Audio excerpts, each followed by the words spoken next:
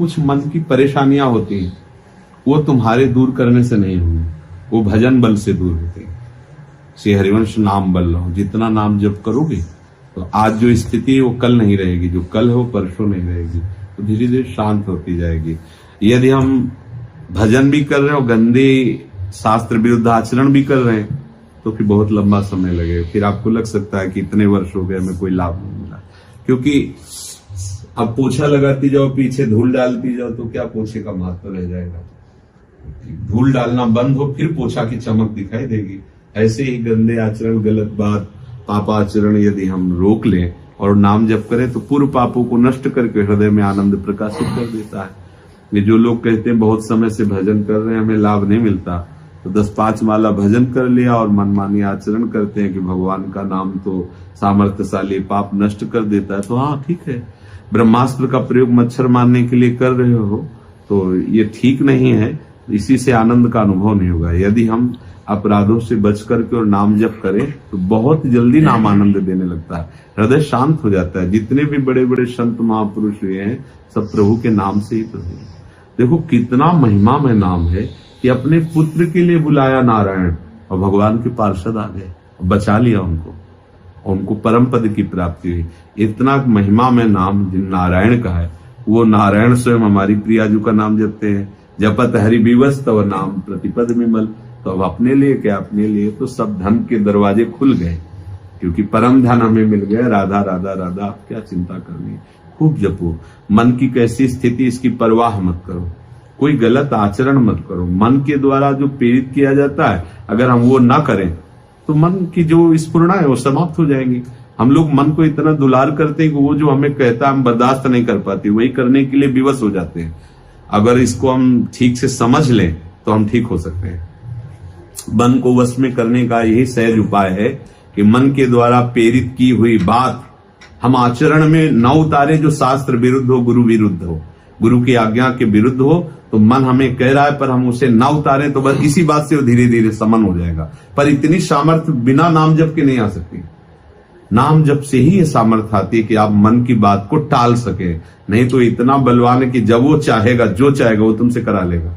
और इसी में हम फंसे हुए हैं जन्म जन्मांतरों से। तो गुरु कृपा से, आचार्य कृपा से हमको मार्ग मिल गया, उपासना मिल गई। खूब प्रेम से जपे, श्री जी को दुलार करे, इसी में परम लाभ मिलेगा। महाराज जी, श्री हरिवंश जब हम 3 महीने लगभग पहले आए थे तो आपने बोला था कि मिनिमम 1.5 घंटा जब होना चाहिए, लेकिन अभी रिसेंटली हमारा कोलकाता 3 महीने ट्रांसफर हो गया है, तो वहां पे घर का पूरा काम करना में इसलिए समय नहीं मिल पाता। तो जब माला से जब हमारा 3 माला हो जाता है, लेकिन अदर टाइम में हम बिना माला के कर लेते हैं। कोई बात नहीं, बैठ के करने की जरूरत नहीं। महाराज जी एक सुनो, पहले जी बताइए, थोड़ा थोड़ा समझते जाओ। हमारा लक्ष्य है प्रभु का स्मरण।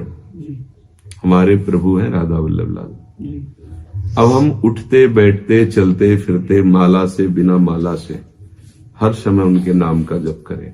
जब ऐसा लगता है कि हमारा शरीर अब पवित्र है, हमारे पास समय, तो हम बैठ करके ध्यान पूर्वक मंत्र का चिंतन करते हुए जप रहे हैं। जब लग रहा है हम कार्यरत हैं, हमारी एकाग्रता नहीं रह रही, तो हम नाम का बुदबुदाते हुए जिह्वा के अग्रभाग को हिलाते हुए राधा वल्लभ श्री, राधा वल्लभ श्री, राधा वल्लभ श्री। कोई काम हमारे लिए पर बाधा नहीं बनेगा।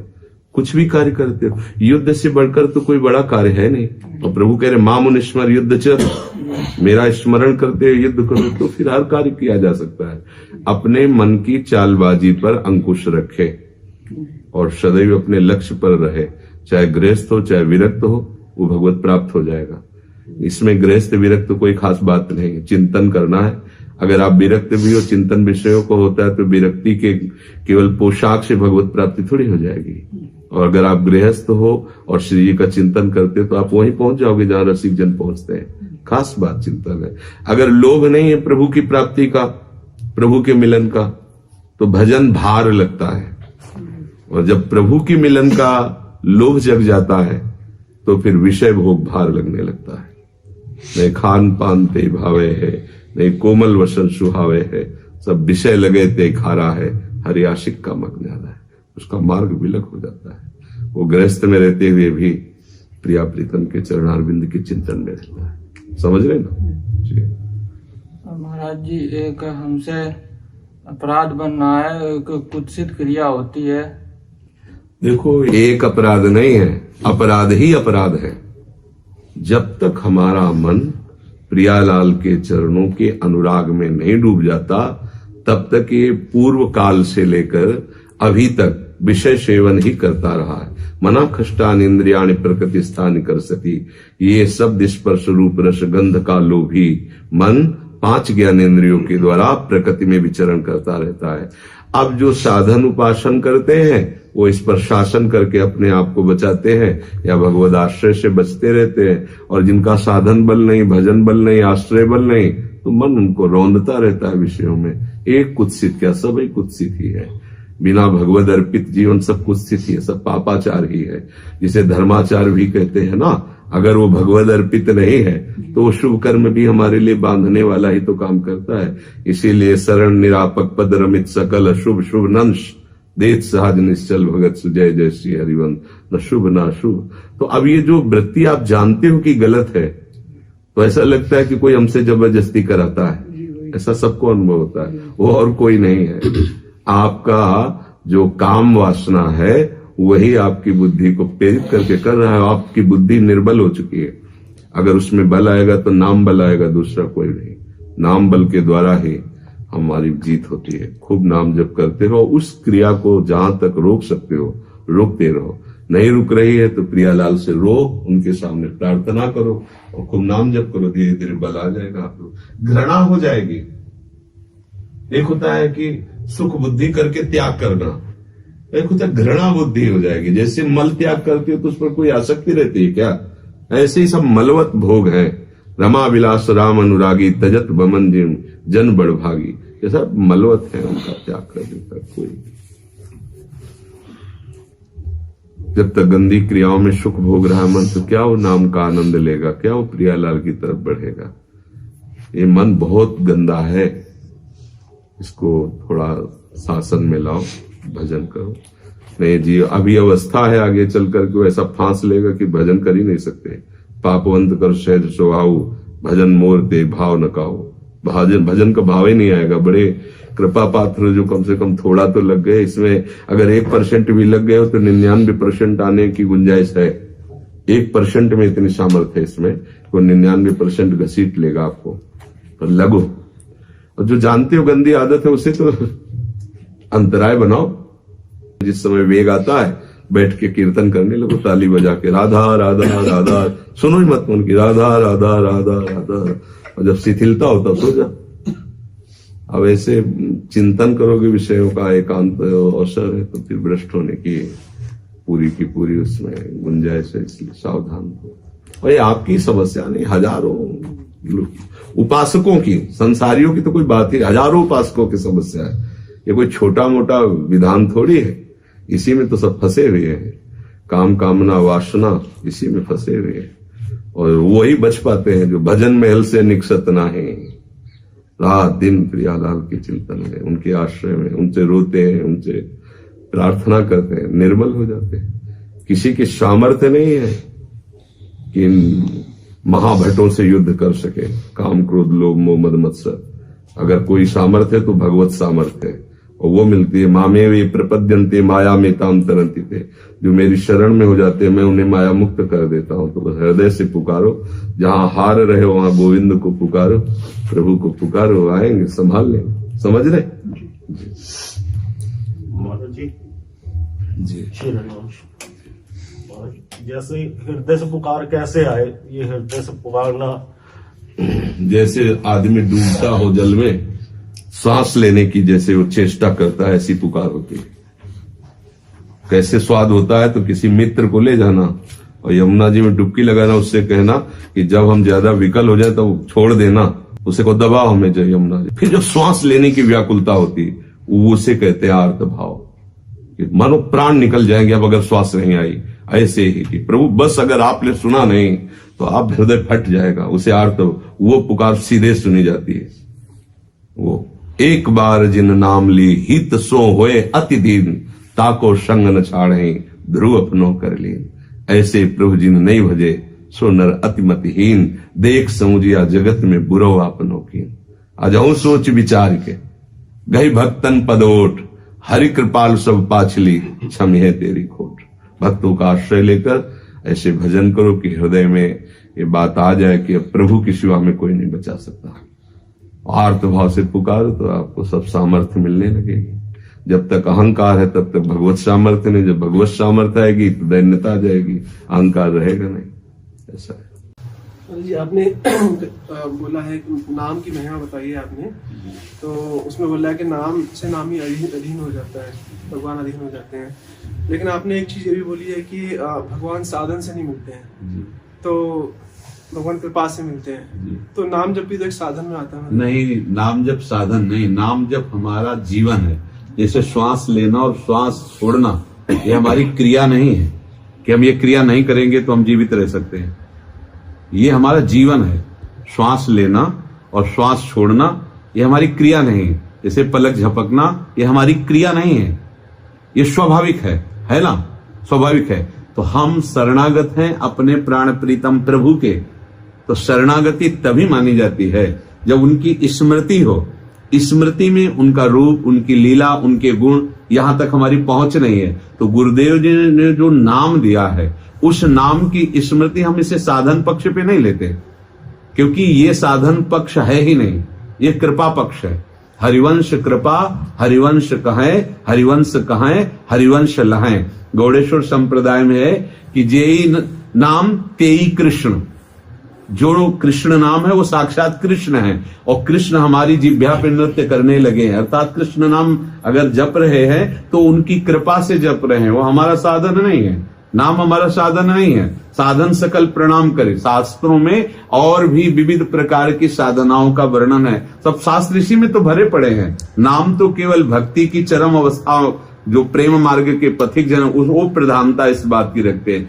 तो नाम सुमिरन अगर साधन होता तो आराध्य देव क्यों जपते? उनको कौन सी सिद्धि चाहिए?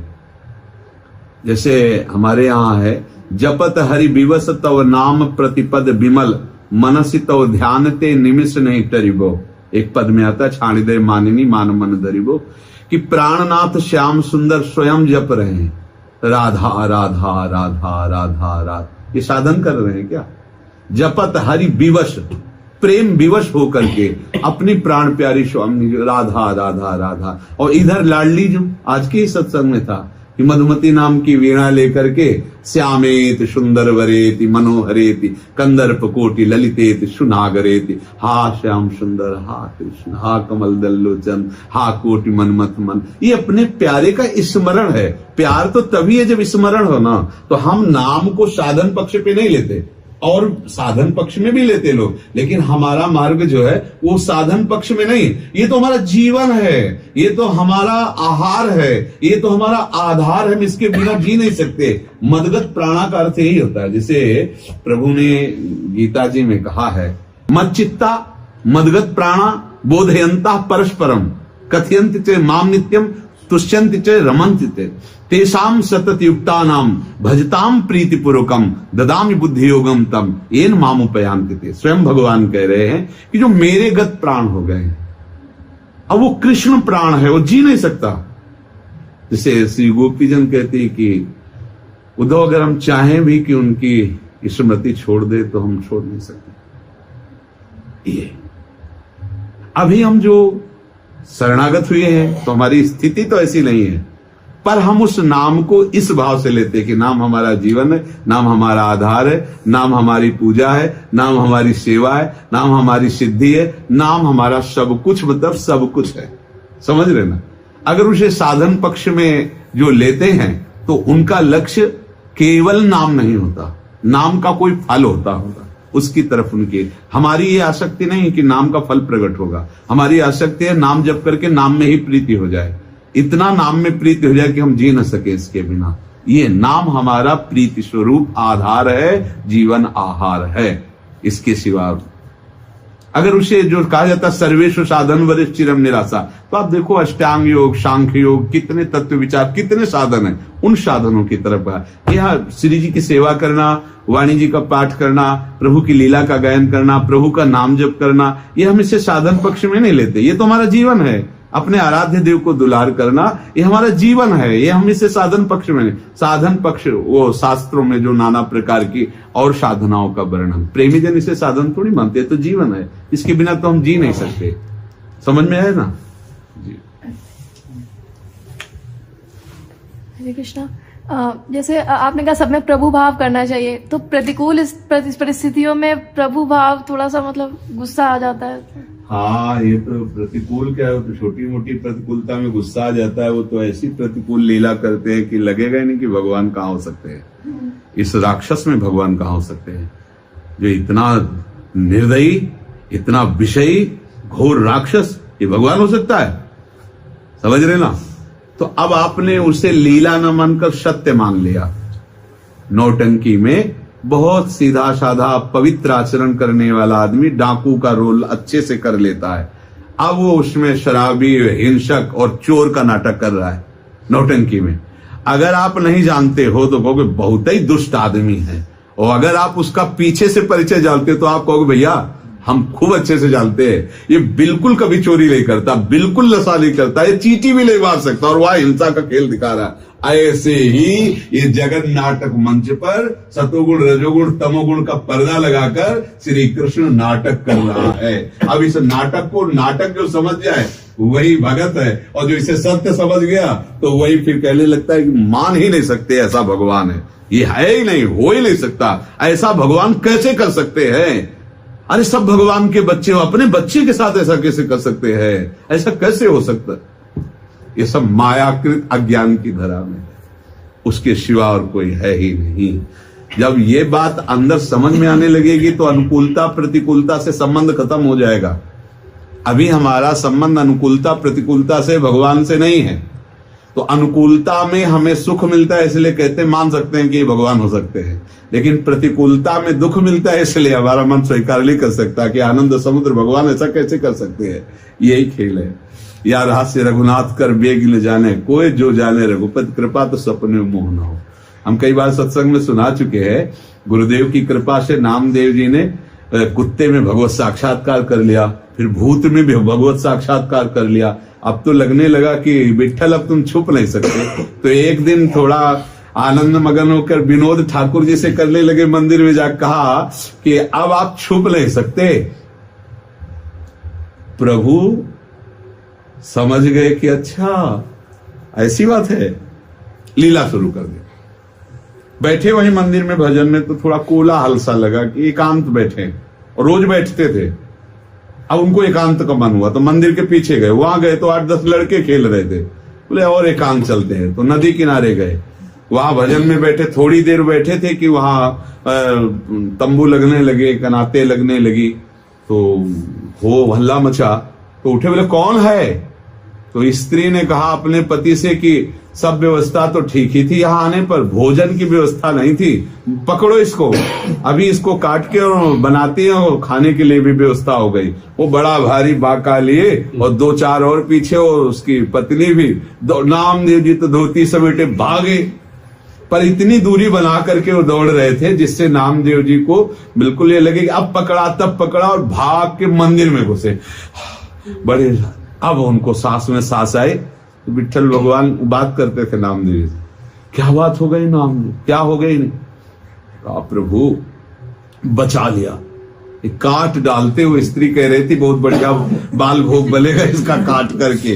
बोले तो बोले पहचाना ले, रुक्मिणी जी थी और मैं था, और कौन था? अरे बोले प्रभु ऐसी बात।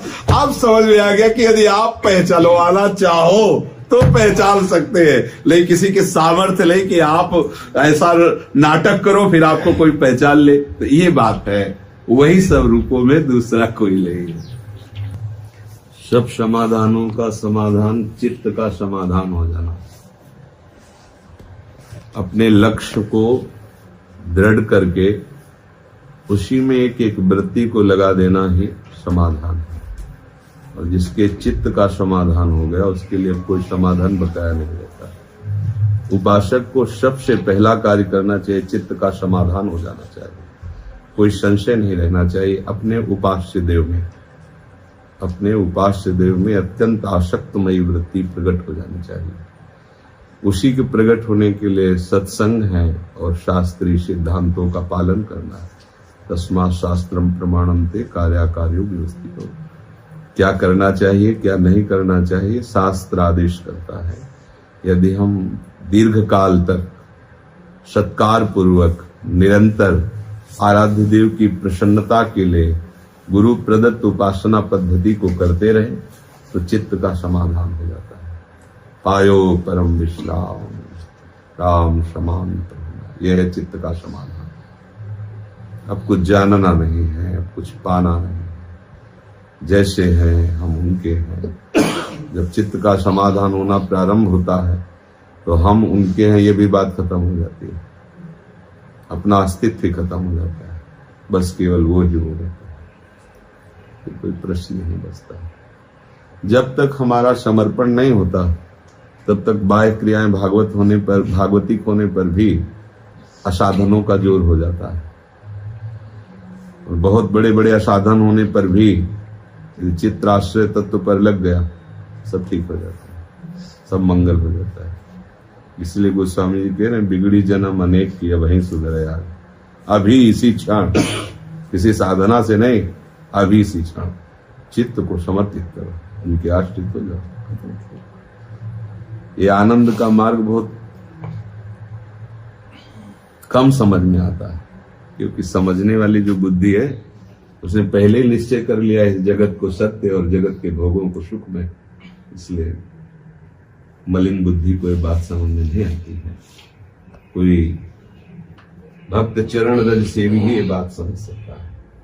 जिसका अहम भक्तों की कृपा से गलित हो गया वही ये रहस्य समझ पाता है, और जो ये रहस्य समझ गया उसे कुछ जानना बाकी नहीं रहता, क्योंकि जीव ही चित्त आश्रय लेता है तो भगवान ज्ञान समुद्र है, वैराग्य समुद्र है, प्रेम समुद्र है, जो उसे चाहिए वो सब उसके हृदय में प्रकाशित हो जाता है।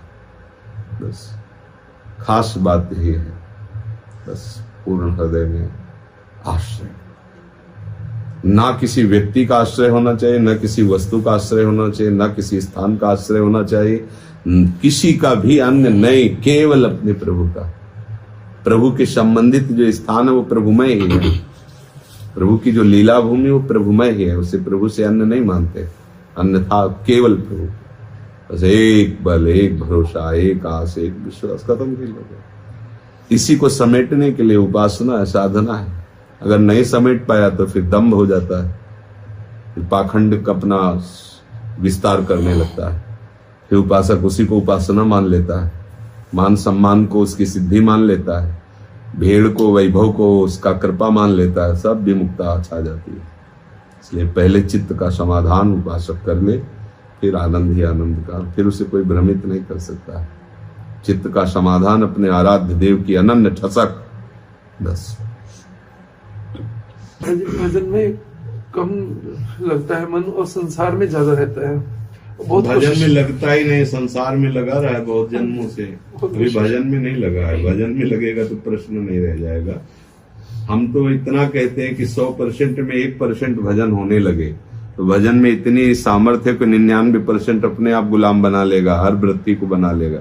1% तो हो, 24 घंटे में 5 मिनट तो लग जाए प्रभु में, 5 मिनट लग जाए तो 24 घंटे तो उसके अधीन हो जाएंगे। ये सत्संग है, ये भगवत आश्रय है, बहुत बड़ी सामर्थ्य इसमें। अब ये कि पूर्व काल से हमारा मन विषयों में भटकता रहा है और हम उसको सहयोग देते रहे, अब उसको समेट पाना, बिखर पर्यो मन सिमटत नाही, इंद्रिय लीन हो जीत मना खष्टान इंद्रियाणी प्रकृति स्थान कर सती। अब अभ्यास करना पड़ेगा। अब चूंकि ऐसी अवस्था में आपने अभ्यास प्रारंभ किया है कि असंभव सा ही लगता है।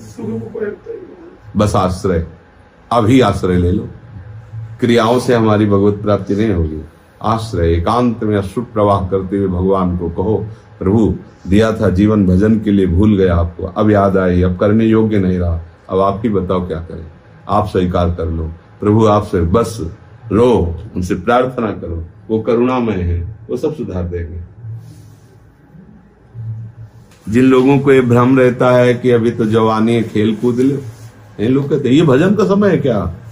भजन का समय बुढ़ापा होता है। और जो बुढ़ापे में भजन का अभ्यास शुरू करते हैं ना, वो ऐसे अभ्यास करते हैं। हमने देखा, माला ये रखा है, बहुरिया जो है, ऐसा लड़कवा जो है, वो प्रपंच पड़ोसी है, ये भजन हो रहा है। क्योंकि जीवन भर जो भजन किया है वही तो छाया हुआ है मानसिकता में। प्रहलाद जी कह रहे हैं, अनुभवी महापुरुष है, कौमार अवस्था से भजन शुरू करो, तब जाकर के उसका रंग चढ़ता है। अभ्यास ऐसे थोड़ी होता है। अब कभी जिंदगी में पिस्तौल नहीं चलाई, पकड़ा दो उसको पिस्तौल, जो जानते नहीं कहां से कैसे क्या होता। एक साधारण यंत्र नहीं चला सकते तो मंत्र कैसे चला लोगे?